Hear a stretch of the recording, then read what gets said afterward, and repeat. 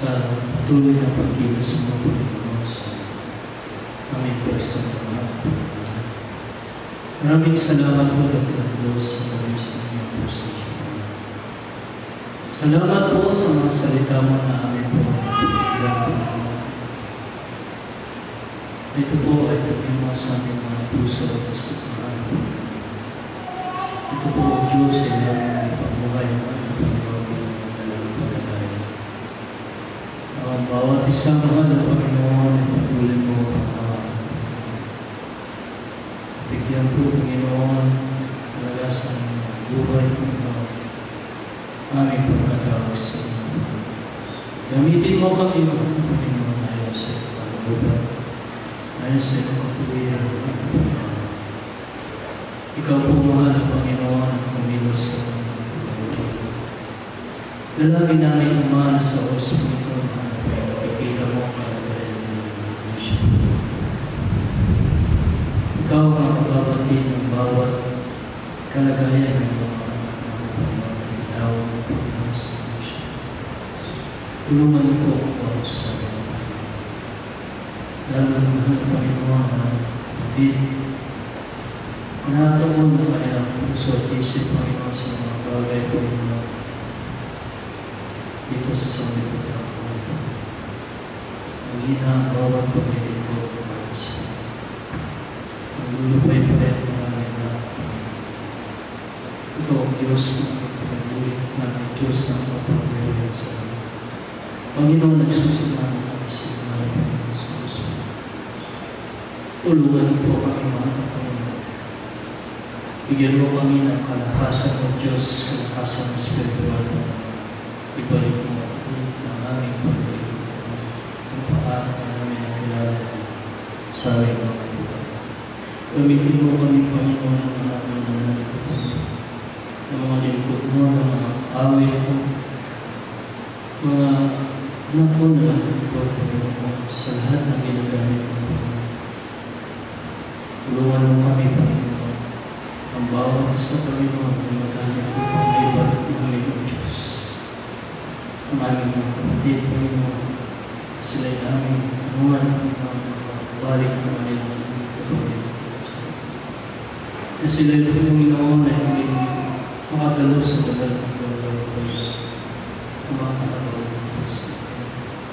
Tawag mo ang bawat sa mga. Huwag mo silang pabayaan. Magtulutan mo ang Panginoon. Na sila ang Panginoon ay manatili sa dalawang kalagayan. Kundi po gusto mo. Malapit po kami sa iyo. Sa nagabihin kami sa mga kung sila yung pagbalik. Ipunin mo kanilang mga puso. Ikaw, mahal na Panginoon, ang may kontrol ng lahat sa buhay namin. Ikaw ang nagbigay ng buhay sa amin. Ikaw, Diyos, ang naman Diyos namin. Mahal na Panginoon, hawak mo ang puso at isip ng Panginoon. Buhay namin. Gusto kaming nagtitiwala sa iyo, Panginoon. Magagawa mo, Panginoon, sila yung ibalik sa iyo. Na muling may balik ang kanilang paglilingkod sa iyo, Panginoon. Sa ganang namin, Panginoon, ay wala po kami. Balik kami nananalig sa iyo, Panginoon, na ikaw ang Diyos na ibalik ang kapagay. Patuloy namin sa mga dinadala ng Panginoon sa Iglesia. Kahabagan ng puso. Maraming po mga nangyayari sa aming pagiging po. Subalit mga Panginoon, ito yung matanda ng iyong pagiging. Na walang sama sa mga anak mo, Panginoon. Ay wala po kayo. Sa po ang aming mga mahal sa po. Pagiging. Dahil kahabagan ng Panginoon ang mahulog sa Panginoon.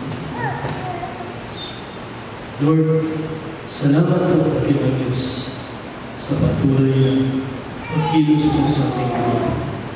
Salamat po sa mga lingkod mo na nagkagin mo sa Iglesia. Patuloy mo kami gamitin sa ilala ko, Panginoon, ang iglesia. Patuloy mo kami gamitin, Panginoon, pangapalaran at lalo ng Panginoon sa lahat na nangailangan, Panginoon, ng ating Diyos. Ama, maraming salamat po sa Diyos. At agpuin mo ang bawat pangangailangan. Kikita mo ang bawat kahit. Ikaw nakakaalam na kanilang kalagayan, Panginoon, ng anak mo natin. Ikaw, Panginoon, nakakita ng bawat karingan sa bawat karamdaman namin. Dakilang Diyos, sumingin po kami sa Diyos na sa iyo po mapagpalang kamay mo.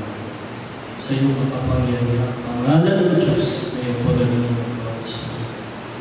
Patuloy mong lupos namin ang iyong santos sa makapangyarihan, pangalan ng Jesus na Diyos. Maraming salamat kay Diyos sa Diyos. Panatiliin mo po Diyos sa aming mga puso. Ang kagalakan at kapayapaan at pag-asa. Purihin ka daging ng Diyos sa Diyos Pito mga Panginoon sa iyong biyaya, sa iyong mga pagpapala sa araw ito, Panginoon.